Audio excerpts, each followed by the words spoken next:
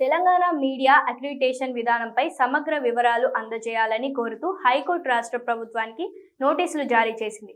ప్రభుత్వ ప్రధాన కార్యదర్శి, జీఏడీ ముఖ్య కార్యదర్శి, సమాచార శాఖ కమిషనర్, మీడియా అకాడమీ చైర్మన్కు తాకీదులు జారీ చేస్తూ తదుపరి విచారణను ఏప్రిల్ 8కి వాయిదా వేసింది.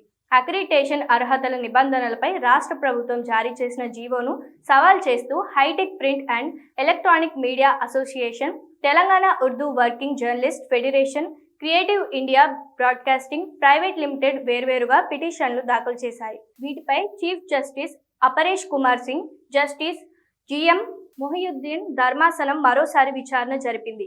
కేబుల్ ఛానళ్లు, డిజిటల్ మీడియాకు అక్రిడిటేషన్ల జారీకి నిర్ణయించిన అర్హతలు తీవ్రం నష్టం చేకూరేలా ఉన్నాయని, ఇవి రాజ్యాంగ విరుద్ధమని ప్రకటించాలని పిటిషనర్ల తరఫున న్యాయవాది వాదించారు. జీవో అమలును నిలిపివేస్తూ స్టే ఇవ్వాలని కోరారు. అక్రిడిటేషన్ కార్డులకు దరఖాస్తు చేసుకునే గడువు ఈ నెల 28తో ముగియనున్నందున జీవో అమలును నిలిపివేస్తూ మధ్యంతర ఉత్తర్వులు ఇవ్వాలని కోరారు.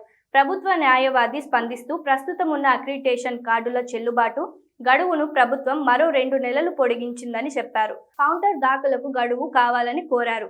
కోర్టు 4 వారాలు గడువు మంజూరు చేసింది. ఆ తర్వాత 2 వారాల్లోగా పిటిషనర్లు కౌంటర్లు దాఖలు చేయాలని ఆదేశించింది.